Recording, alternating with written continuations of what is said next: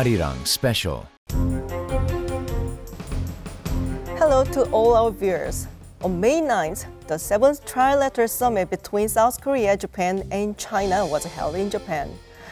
The meeting drew considerable attention because it was seen as a platform to win the support of China and Japan for the Panmunjom Declaration, the product of the recent Inter-Korean Summit. While all sides saw eye to eye on the idea of the complete denuclearization of the Korean Peninsula, they had contrasting views on how to achieve it. Today, we'll take a closer look at the outcomes of the three-way summit and discuss where the Korean leaders' denuclearization plan is headed. The leaders of South Korea, Japan, and China adopted a special statement supporting the Panmunjom Declaration out of the South Korea-US and the North Korea-US summits.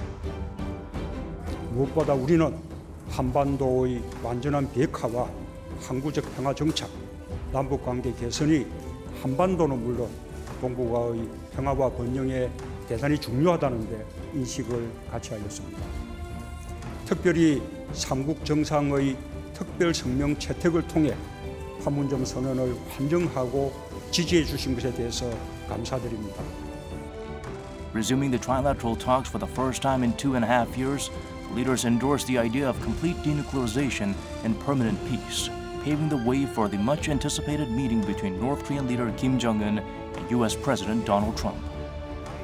The three countries have had their differences in the past over the THAAD defense system or wartime history. This time, they've reaffirmed their commitment to working together on the Korean Peninsula issue to achieve peace and stability in Northeast Asia.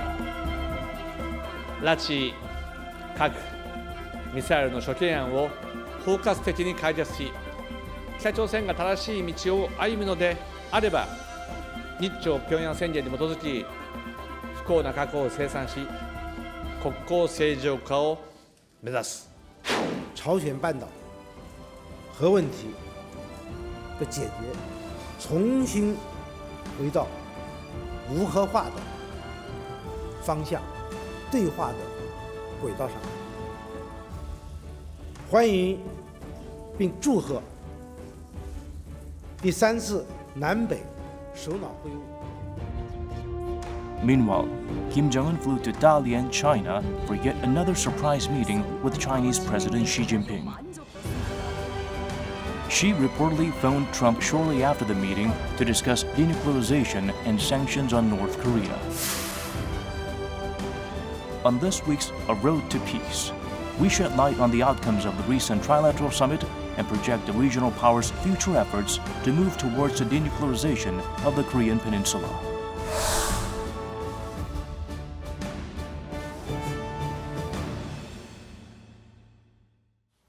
For today's discussion, we are joined by three experts.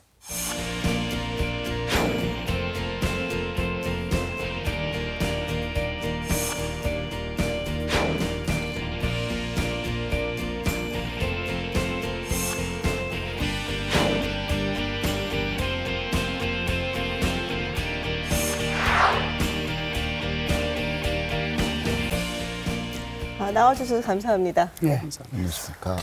4.27 남북 정상회담 있었고요. 또 판문점 선언이 있었고요. 그리고 주변국 정상 외교 숨가쁘게 진행되고 있습니다. 그리고 지난 9일 한중일 정상회의에서 이른바 한 판문점 선언을 지지하는 특별 성명을 채택했는데요. 먼저 김열수 실장님 어떻게 보고 계십니까? 일단 성공적이라고 볼 수 있는 거죠? 일단 결론부터 말씀드리면 성공적이라고 볼 수가 있죠. 통상 보면 이게 이제 다자 정상회담이든 양자 정상회담이든 정상회담 하면 그냥 언론 성명 정도 발표하거든요. 그런데 특별 성명을 발표하는 것은 굉장히 이례적이라고 봐야죠. 그래서 판문점 선언을 지지하는 그런 특별 성명이 발표됐는데요. 내용을 잠시 보면 판문점 선언에서 완전한 비핵화 목표를 확인한 것을 환영을 하고 북미 정상회담의 성공적 개최를 기대하면서 남북 정상회담 성공이 동북아 평화와 안정에 기여하도록 3국이 공동으로 계속해서 노력한다라고 하는 내용이거든요.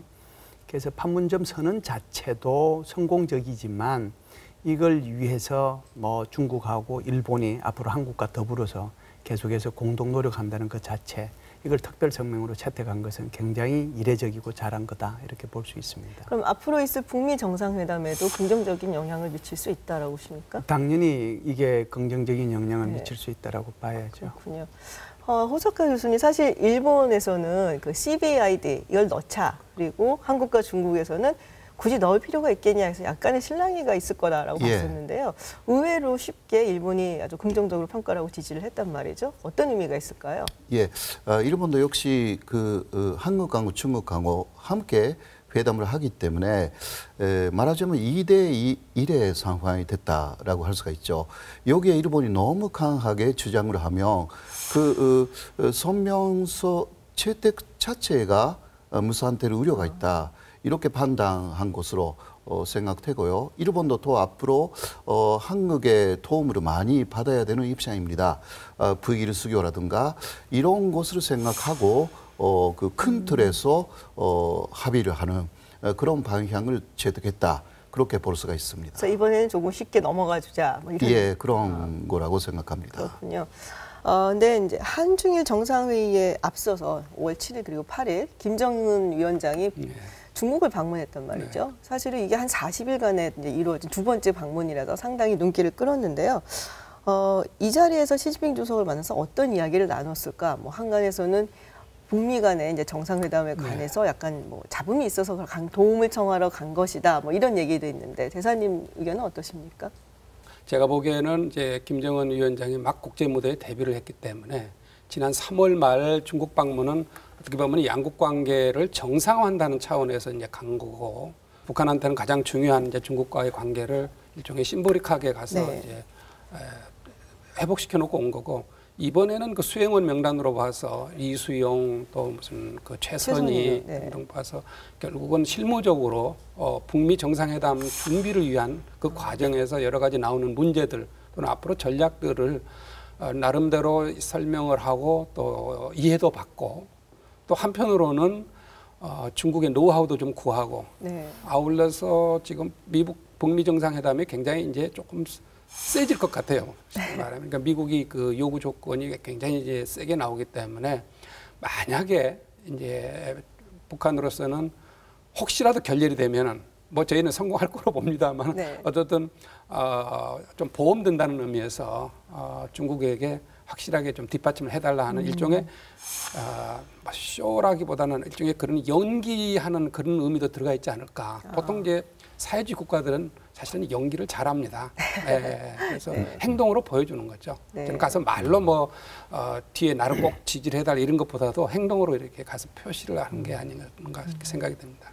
그럼 이게 일종의 어떤 세계 혹은 또 미국에 특히 보내는 메시지다 이렇게도 볼 수 있다는 말씀이신가요? 그렇습니다. 내 뒤에 든든한 중국이 있다 이렇게 보여주는 거죠. 근데 이제 북미 정상회담을 앞두고 있는데요. 이렇게 이제 중국을 좀 끌어들이는 듯한 그런 모양새 이런 게 과연 도움이 될까요? 어떻게 보십니까? 굉장히 큰 도움이 된다라고 봐야죠. 우선 제가 지금 두 번째 김정은 위원장이 딸연을 이제 가서 중국을 방문해서 시진핑 주석을 만나는 걸 보면서 야 이게 지금 3월 말이야. 그렇지 않으면 5월 초야. 이게 좀 헷갈리거든요. 그래서 하면서 데자뷰 현상이 생기는 거죠. 기시감이. 그것도 이제 기시감이라고 하는 것이 폼페이오 국무부 장관이 북한을 방북하기 직전에 시진핑 주석을 만났고 3월 말에도 이번에도 보면 시진핑 주석을 만난 것이 만나고 나서 그다음에 이제 폼페이오 국무부 장관을 만났거든요. 그러니까 이제 이것이 주는 이제 함의가 저는 있다라고 보는데 질문과 관련해서요. 결국은 이제 미국 정상회담을 염두에 두고 폼페이오 국무부 장관을 만나기 전에 의견 조율을 하는 게 아닌가. 그 생각이 가장 먼저 들고요. 두 번째는 결국은 이제 북한이 주장하고자 하는 비핵화의 방법론하고 미국이 주장하는 비핵화의 방법론이 기본적으로 다르잖아요.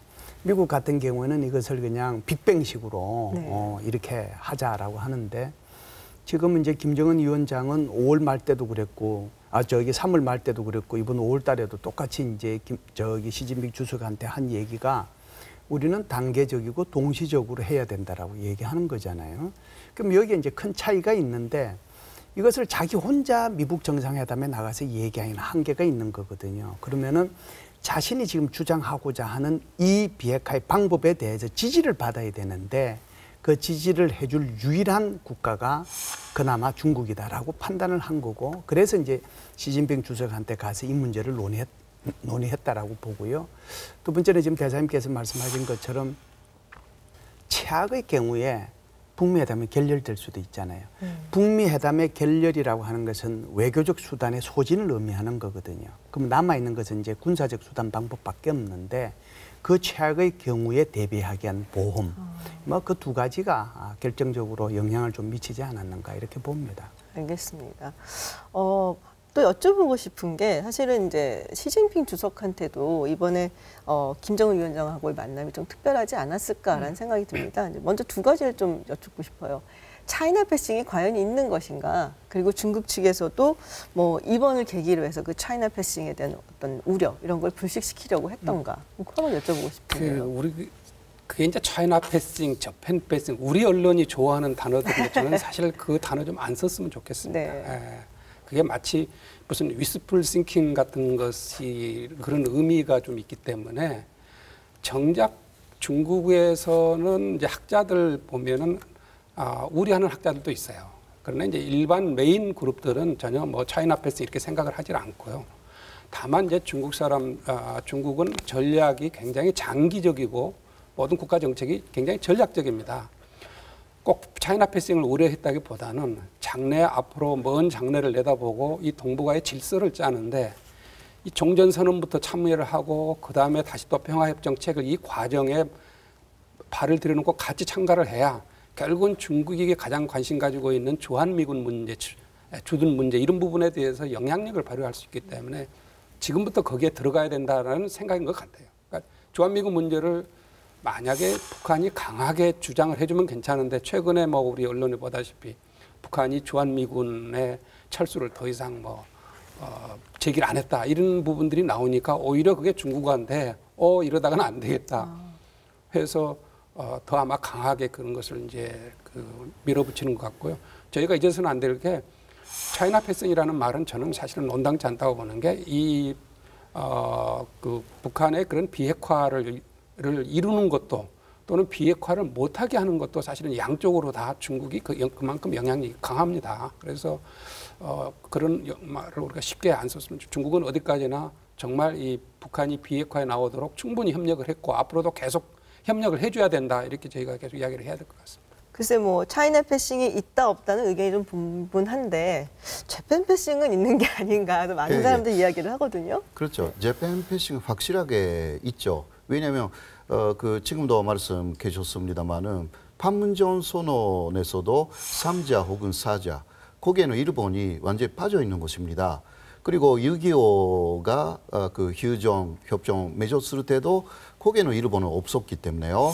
사실상 그 일본이 패싱 때도 그거는 당연한 그 이야기인 것입니다. 그래서 이번에 아베 총리도 일본은 그 안전 보장 그 동아시아에 거기에 적극적으로 그 협력하고 싶다 이런 이야기를 했습니다. 거기에 문재인 대통령이 그러나 그 전전선언이나 그런 부분에서는 당사자끼리 하고 그 아주 큰 틀에서는 일본도 그러한 동북아의 안전 보장에 참여할 수 있다 이런 식으로 또 조금 그 일본 쪽의 입장을 뭐라고 할까 세워줬거든요. 아무튼 그 일본은 지금 안강 힘을 써가지고 패싱되지 않도록 그렇게 노력을 하고 있습니다. 네, 일본은 그래서 특히 미국하고의 무릎밑 접촉을 많이 하고 있습니다. 일본의 입장, 납치자 문제 해결이라든가 그리고 미국에 도달하는 그 ICBM뿐만이 아니라 일본을 겨냥하는 것으로 보이는 그 중거리 미사일도 파기해야 된다. 이런 이야기를 그 미국에 많이 티에서 이야기를 하고 있습니다. 이번에 그러니까 그 한중일 회담에서는 나오지 않았던 이야기는 그 T로 가면 다 하고 있는 것입니다. 그래서 앞으로 이 부분이 북미 회담에서 어떤 식으로 나오는지 예를 들면 그 모르톤 그 국가 국가부 보좌관. 보좌관을 그 일본의 야치 쇼타로가 네. 5월 4일에 만났거든요. 근데 그 다음에 나온 이야기가 미국은 생화학 무기도 파기해야 된다. 북한이 이런 이야기가 또 나왔어요. 일본적인 영향이 없지 않았나 이런 식으로 보이는 부분들이 상당히 좀 있어가지고 표면적으로 보이는 지난 한중일 그 정상회담만으로 판단하지 못하는 부분이 있어서요.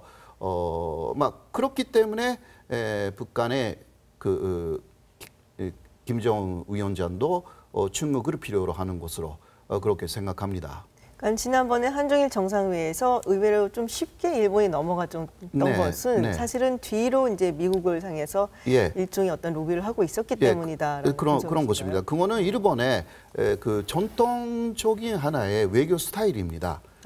제가 보기에는 이제 일본이 굉장히 프랙티컬하고 또 외교가 굉장히 빠르게 움직입니다.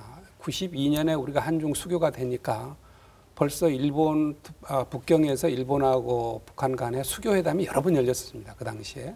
그리고 결국은 중단이 됐고 2000년에 남북 정상회담이 열리니까 벌써 그 당시 일본 정부가 북한과의 새롭게 수교 교섭을 해야 된다 해서 고이즈미 총리가 아마 2번 2002년, 2003년 북한을 방문하고 왔습니다. 그래서 제가 보기에 지금 이 단계에서는 이제 일본이 관여할 여지가 별로 많지는 않지만 조금 이게 넘어가면은 결국은 수교 문제다 또 북한의 경제 협력 또는 과거에 대한 그런 보상 이런 걸 하면은 일본이 깊이 관여를 할 수밖에 없습니다. 북한도 그렇게 필요하게 됐고 그래서 제가 보기에 너무 이렇게 짧은 기간을 가지고 뭐 패싱이다 이런 말은 사실은 좀 저는 안 썼으면 좋을 것 같습니다.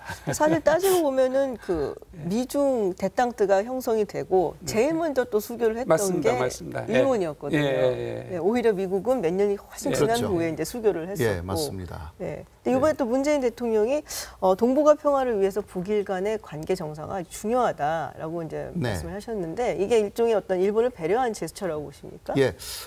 그래서 뭐 한국 쪽에서 많이 특히 한국 대중들이 좋아하는 것은 일본 패싱이거든요. 그러니까 거기에 그 대통령까지 거기에 동의하고 일본을 완전히 무시하거나 외교 무대에서 그런 식으로 가면 오히려 일본의 여권이 상당히 문제가 되는 것입니다. 그렇게 되면 또 남북 간의 정상화, 관계 정상화에도 일본이 상당히 안쪽의 영향을 미칠 우려가 있는 거죠. 그렇기 때문에 문재인 대통령으로서는 상당히 잘 생각하면서 일본도 필요하다. 북일 수교에도 중개 역할을 할 수가 있다는 식으로 한국 쪽에서 그런 이야기를 계속 내던지기 때문에 아베 총리로서는 상당히 지금 기쁜 거예요. 아무래도 준비를 했잖아요. 케이크까지 준비하면서 왜냐하면 이런 것은요. 현재 상황에서는 북일 회담이 성사된다고 하더라도 한국의 존재를 제외할 수가 없거든요. 이것을 일본이 잘 알고 있습니다. 그러니까 북일 수교를 혹시 간다 하더라도 이거는 이의자로 가면 결렬될 우려가 충분히 있습니다. 거기에 그러나 한국 쪽에서 많이 도와준다면 한국 쪽에서 북한도 설득하고 일본도 설득하고 지금 그런 식으로 북미 간에서 하고 있지 않습니까? 이것을 북일 간에도 한국이 할 수 있다라고 일본이 더 보고 있는 것입니다. 그래서 지금 문재인 대통령의 그러한 설득 외교의 행보 이것을 일본 쪽에서 더 이것을 많이 활용해야 되겠다. 이런 식으로 생각하고 있다. 그렇게 볼 수가 있습니다. 과거에 한국 정부는 일본에 대해서 상당히 감정적인 부분이 있었습니다. 그러나 지금은 투 트랙 정책으로 역사 문제하고 다른 외교 문제를 분리하여서 상당히 냉정하게 접근하고 있다. 이선적으로. 이게 대단히 중요하다라고 생각합니다. 글쎄 지금 뭐 한중일 회담 열리고 9일 밤에 문재인 대통령이 트럼프 대통령하고 전화 통화를 했단 말이에요. 그래서 북미 회담을 위해서 이제 마지막 조율을 했다라고 하는데 글쎄 뭐 앞으로 어떻게 보십니까? 중국하고 일본 또 미국의 향후 행보는 어떤 식으로 나갈 것인가. 한중일 협력을 또 실무에서 뛰어보셨으니까 한번 한 말씀 저는 해주시죠. 뭐 일본은 이제 역시 그 미국을 향해서 지금 일본이 이제 직접적으로 비핵화에 지금 좀 북한하고 교섭하거나 그런 게 아니기 때문에 결국은 미국을 통해서 소위 말하면 CVID가 관철이 되도록 아마 비하인드에서 굉장히 노력을 할 것으로 봅니다. 그다음에 이제 중국은 뭐 그동안은 이제 북한이 했던 단계적 동시적 해법을 지지한다고 공식으로 이미 중국은 밝혔기 때문에 결국은 그런 입장에서 언론을 통해서 또는 미국과의 그런 여러 가지 외교 전례를 통해서 그런 입장을 쭉 밝힐 걸로 봅니다. 폼페오 국무부 장관이 방북하고 돌아오는 길에 한마디 툭 던진 것이 이게 저한테는 굉장히 큰 의미로 다가오는데요. 굉장히 큰 틀에서 합의도 했고 좋은 의견도 나눴고 이렇게 얘기를 했는데 조금 더 조율할 문제는 있다라고 얘기를 했거든요. 그러면은 이제 방법은 이게 이제 의제에 최종적으로 확정된 거는 아니다라고 하는 것을 의미하는 거잖아요. 그러면 폼페오 국무부 장관이 한 번 더 방북하는 방법이 있고 또는 북한의 김영철이가 이제는 백악관을 방문하는 방법 또는 이제 미국의 국무부를 방문하는 방법이 있는데 제가 볼 때는 이 폼페오 국무부 장관이 한 번 더 가기보다는 오히려 김영철이가 미국을 방문할 가능성이 있다. 그래서 5월 22일 날 한미 정상회담이 끝나면 거기서부터 아마 미북 정상회담 그 사이 어간 그것이 뭐 6월 초일 수도 있고 6월 중순일 수도 있지만 그 사이에 아마 가서 최종적으로 의제에 대해서 합의를 보고하지 않겠는가라고 생각을 하고요. 그런 차원에서 보면 중국은 여전히 계속해서 이제 쌍계 병행을 주장하고 있기 때문에 만일 북한이 비핵화하면 거기에 따른 체제 보장 여기에 대해서 계속해서 주장을 아마 할 거라고 저는 보고요. 일본 같은 경우에는 전체적으로 지지는 하지만 비핵화가 될 때까지는 계속해서 이 북한에 대한 제재는 완화돼서는 안 된다. 그 기조를 유지하지 않겠는가 그런 생각을 합니다. 예, 역시 특히 아베 정권이 현재까지는 북한의 위협이 있었기 때문에 그 지지율이 올라갔어요. 그래서 군대가 필요하다. 그래서 개헌도 해야 된다. 자위대를 군대로 개병하는 것은 직접적인 위협으로서 북한이 있기 때문에 이 논리가 통했는데 이제 그게 사라진 거거든요, 사실상. 그래서 아베 정권이 지지율을 계속 유지하기 위해서는 납치자 문제를 계속 고려할 수밖에 없습니다. 그리고 북일수교로 일본이 유리하게 오히려 배상을 한다 하더라도 북한에게 더 이상의 이익을 가져올 수가 있다. 이것을 보여줘야 되는 거거든요. 일본 국민들에게. 특히 일본이 요구하는 두 사람이 있거든요. 요코타 메구미하고 다그치 야에코라고. 이거는 북한 쪽에서는 죽었다고 말하고 있습니다. 그러나 죽지 않았다라는 정보들이 상당히 많아가지고요. 그것을 정확하게 일본이 확인하려고 지금 노력을 하고 있습니다. 이 문제에 대해서 북한이 손실한 대답을 오히려 미국 쪽에 말한다면 북미 회담은 또 상당히 잘 될 것이 아닐까.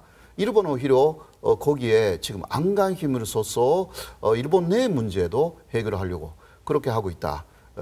그런 식으로 지금 보입니다. 삼국이 같은 생각을 하는 건 아니군요. 또 자기들의 이 국익을 위해서도 다 모두 다른 행보를 지금 보여줄 것 같습니다.